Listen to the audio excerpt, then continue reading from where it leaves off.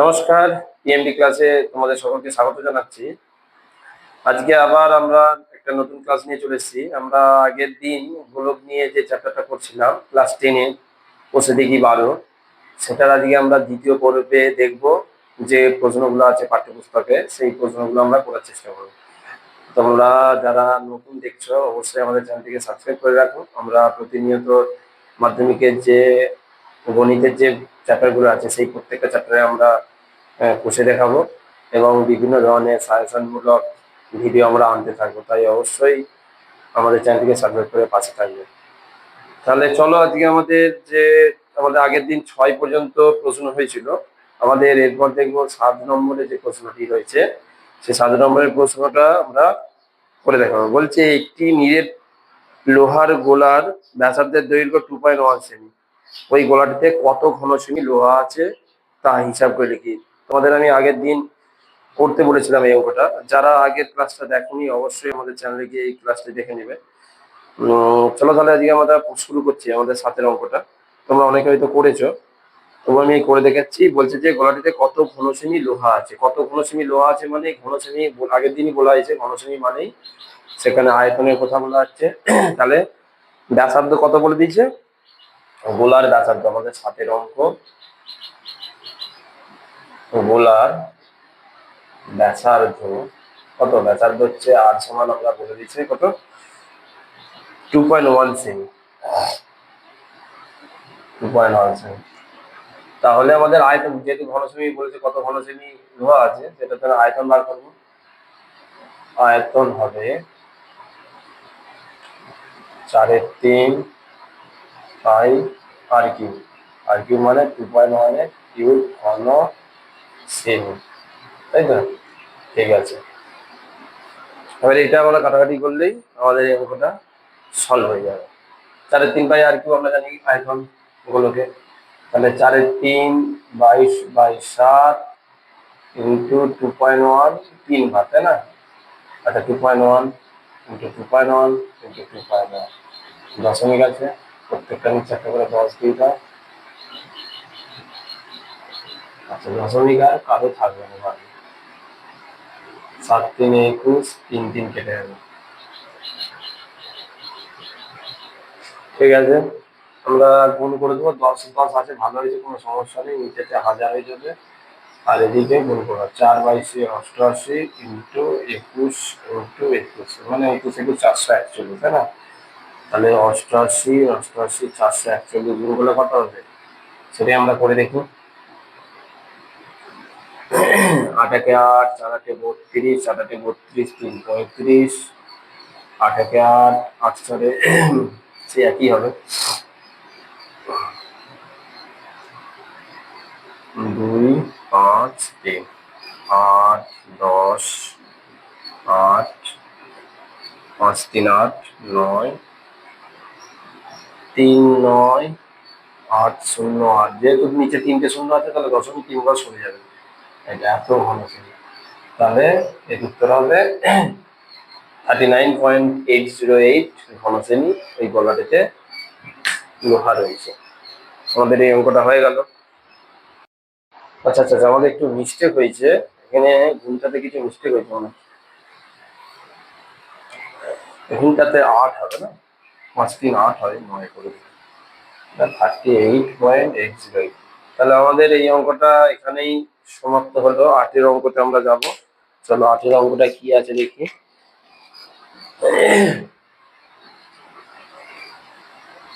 8-এর অঙ্কটা আমরা দেখবো। 8-এর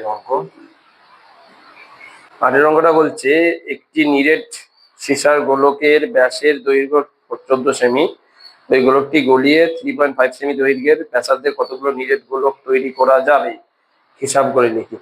তাহলে আমরা ধরো একটা বোতলে একটা বড় তোমরা বালতি, 5 লিটার, ধরো 6 লিটারের বালতি আছে। 6 লিটারের বালতিতে জল আছে পুরো ভর্তি। এবার তোমাকে যদি বলা হয় ওই বালতির জলটা দিয়ে 2 লিটারের কতগুলো বোতল ভরা যাবে, তুমি কি বলবে? তখন তোমরা অবশ্যই বলবে যে 2 লিটারের 3টি বোতল ভরা যাবে। ঠিক তেমনই এখানে বলেছে যে একটা নিরেট সিসার গোলকের ব্যাসের দৈর্ঘ্য বলতে মানে ব্যাসার্ধ পেয়ে যাবো, সেখানটাকে গলিয়ে আমরা ছোট ছোট কতগুলো বল তৈরি করতে পারবো সেটাই বলেছে। মানে যে বড় গোলকের আয়তনের সঙ্গে ছোট ছোট গোলকের যে আয়তন হবে সেটা অবশ্যই সমান হবে, তাই না? তাহলে চলো আমরা 8 অঙ্কটা করি। 8 অঙ্কটা, আচ্ছা তাহলে আমরা দেখতে পেলাম যে আমার জল ভরার কথাটা যখন বললাম, একটা বালতিতে 6 লিটার জল আছে, মানে বড় বালতির আয়তন এর সঙ্গে যে ছোট 3টে বোতল 2 লিটার 2 লিটার করে, মানে 3টে বোতল দিলে হয়ে যাচ্ছে, মানে দেখো ওদিকে 6 লিটার আর এইদিকে 6 লিটার সমান হচ্ছে। ঠিক তেমনই বড় গোলকটাকে গলিয়ে আমরা যেহেতু ছোট গোলক তৈরি করব, তাই ছোট গোলকের আয়তন আর বড় গোলকের আয়তন সবসময় সমান হবে। তাহলে ছোট গোলকের আয়তন কত আর বড় গোলকের আয়তনই কত আমরা দেখে নেব। আচ্ছা, হ্যাঁ, বড়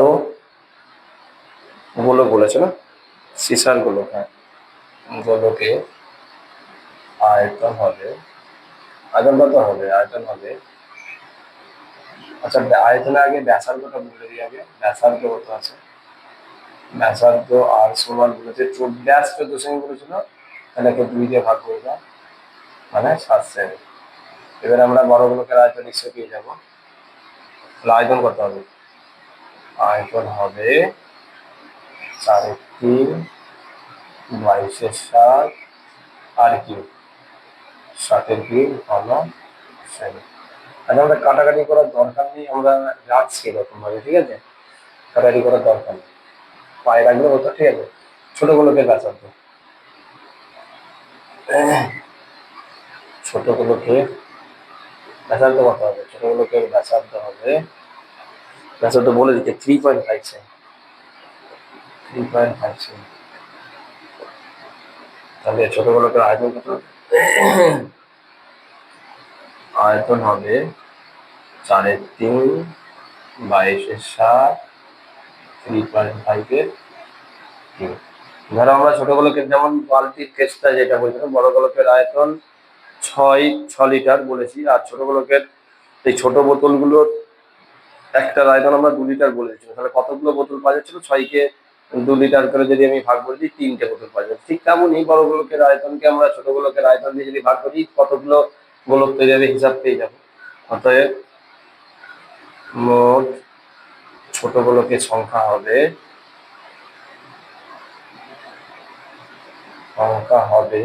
কি হবে, এই বড় গোলকের আয়তন এটা থেকে ভাগ করে দেবো, উপরে লিখবো বড় গোলকের আয়তন 3.5 পাই আর কিউব 7 নিচে লিখবো 3.5 22/7 3.5 দেখো 3.5 উপরে আছে, 22/7 উপরেও আছে, নিচেও আছে, কেটে দিচ্ছি। তাহলে আলটিমেটলি থাকছে আমাদের, আমি যদি এখানটা করে দেখাই, উপরে থাকছে 7 মানে 3টে 7, আর নিচে রয়েছে 3.5, 3টে 3.5, হ্যাঁ। আর আমরা জানি 3.5 এর ডবল হচ্ছে 7, তাই না, 2 করে দেখবে, 2 দিয়ে গুণ করো, এটাই হবে, সব 2 করে, তাহলে কত হবে 8টি, উত্তর হয়ে গেল 8টি। খুব সহজেই আশা করি বুঝতে পেরেছো। অঙ্কটাও হয়ে গেল আমাদের 8 অঙ্কটা, 8 অঙ্কটা এখানেই হলো। এরপরে 9 অঙ্কটা দেখো, চলো এরপরে 9 অঙ্কটা আমরা দেখি। 9 অঙ্কটা কি বলেছে, 9 অঙ্কটা বলেছে 3 সেমি 4 সেমি ও 5 সেমি দৈর্ঘ্যের ব্যাসার্ধের 3টি নিজের তামার গোলক গলিয়ে একটি নিজের বড় গোলক তৈরি করা হলো, বড় গোলকটির ব্যাসার্ধের দৈর্ঘ্য হিসাব করে লিখি। তাহলে এটাও খুব সহজ অঙ্ক, যে তাহলে ছোট গোলকগুলোকে গলিয়ে একটা বড় গোলক তৈরি করা, তার মানে বড় গোলকের আয়তন আর ছোট গোলকের আয়তন দুটোই সমান হবে। আমরা জানিনি বড় গোলকটার ব্যাসার্ধ কত, আমরা তাহলে ধরে নেব।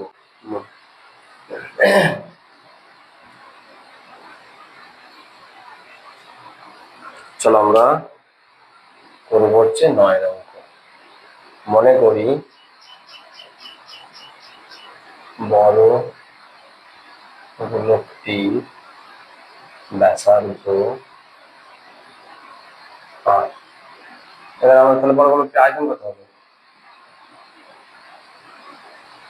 বড় গোলকটি আয়তন হবে 3.5 পাই আর কি, এটাই হয় সবসময়, যে গোলকের আয়তনের সূত্র 3.5 পাই আর কি হয়ে গেল। এরপরে চলে আসো ছোট গোলকগুলো। আচ্ছা, শর্তানুসারে আমরা ডাইরেক্ট করে দিই না, প্রত্যেকটা লেখা সম্ভব নয়। শর্তানুসারে বড় গোলকটির আয়তনের সঙ্গে ছোট গোলকগুলোর আয়তন যোগ করে দিলে যেটা হবে সেটা হবে। দেখো 4/3 পাই আর কিউ, এটা বড় গোলকের আয়তন। এই ছোট গোলকগুলোকে জুড়ে যে আয়তনটা হবে আর বড় গোলকের আয়তন নিশ্চয়ই সমান হবে। তাহলে প্রথমের ব্যাসার্ধ 3 সেমি, তাহলে ছোট গোলকের দেখো ব্যাসার্ধ 4/3 পাই। প্রথমে একটা গোলকের ব্যাসার্ধ হবে এইটা ছোট গোলক, আবার 4/3 পাই। আচ্ছা, আর কিউ মানে 3 ছিল, এটা একটা 4 সেমি ছিল আর একটা 5 সেমি ছিল। দেখো ছোট গোলকের যে একটা ছোট গোলকের আয়তন এটা, আর একটা ছোট গোলকের আয়তন এটা, আর একটা ছোট গোলকের আয়তন এটা। এই 3টে গোলকের আয়তন জুড়লে বড় গোলকটা তৈরি হয়েছে, কারণ এদের যে টোটাল আয়তন এটা আয়তনের সঙ্গে সমান হবে। তাহলে আমরা করছি বা দিয়ে 4/3 পাই আর কিউ। এখান থেকে প্রত্যেকটাতে দেখো 4/3 পাই আছে না, 4/3 পাই কমন নিয়ে নাও। 3 Q plus 4 Q plus 5 Q,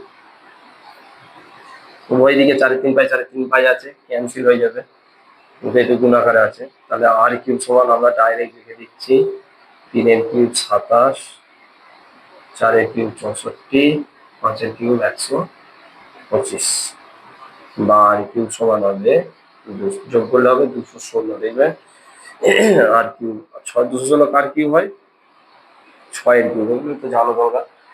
আর তাহলে আর সমান কত হয়ে যাবে, আর সমান হয়ে যাবে 6। তাহলে আর সমান হয়ে গেল 6। এটাই আমাদের উত্তর, যে বড় গোলকটির ব্যাসার্ধ হবে 6 সেমি। আশা করি বুঝতে পেরেছো তোমরা। এই অঙ্কটা দেখে নাও, যারা করনি করে নাও।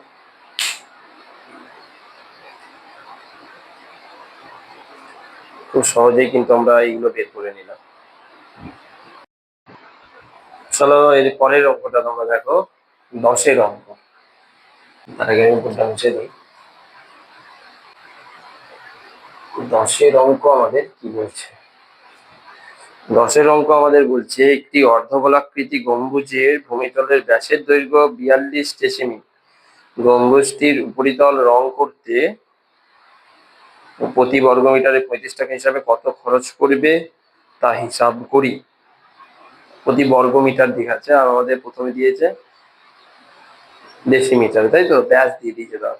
তাহলে আমাদের উপরিতলের ক্ষেত্রফল মানে ক্ষেত্রফল বার করতে হবে, তাই তো। ক্ষেত্রফল তো আমরা জানি, অর্ধগোলকের ক্ষেত্রফল 2πr², 4πr² হয় এমনি, 2πr²। খুবই সহজ, আমরা করে ফেলবো। দেখো প্রথমে 10-এর অঙ্ক আমরা করছি, কি বলছে দেখে দিচ্ছি। 10 গম্বুজের ভূমিতলের ব্যাসার্ধ, গম্বুজটি ভূমিতলে ব্যাসার্ধ আর সমান কত বলেছে বলো, 42 ডেসিমিল। তাহলে 42/2 ডেসিমিল ব্যাস ছিল, ব্যাসার্ধটা হবে তাহলে 21 ডেসিমিল। কিন্তু আমাদের চেয়েছে হচ্ছে বর্গমিটারে, এটাকে মিটারে আনলে কি হবে, 21 ডেসিমিল মানে 10 দিয়ে ভাগ করবো, মিটার আনলে 2.1 মিটার, কোনো সমস্যা না। এবারে তাহলে উপরিতলের ক্ষেত্রফল দেখবো, গম্বুজটির উপরিতলের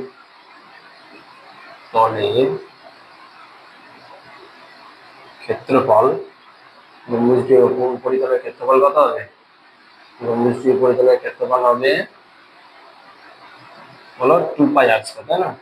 আর হচ্ছে 2.1 বর্গ মিটার, 22/7, 2.1 × 2.1, দশমিক তুললে 10, দশমিক ক্যান্সেল আউট। চলো 7×3=21, কিছু ভাবার দরকার নেই, গুণ করে দাও। 44 উপরে থাকছে 2 × 22 × 3 × 21, নিচে থাকছে 100, গুণ করো। 44 3 4 132 হচ্ছে না, 132 × 21,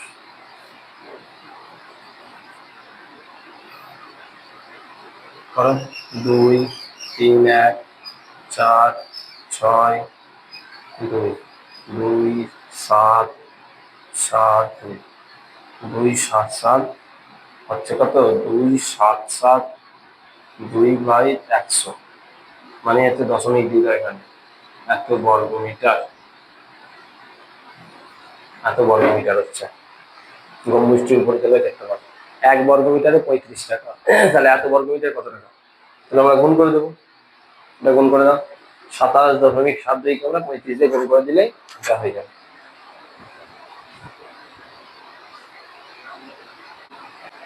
তাহলে চলো আমরা গুণটা করে নিই। এই যে দিকের গুণটা আছে মুছে দিচ্ছে এটা। তাহলে 1 বর্গ মিটার কত খরচ হয়?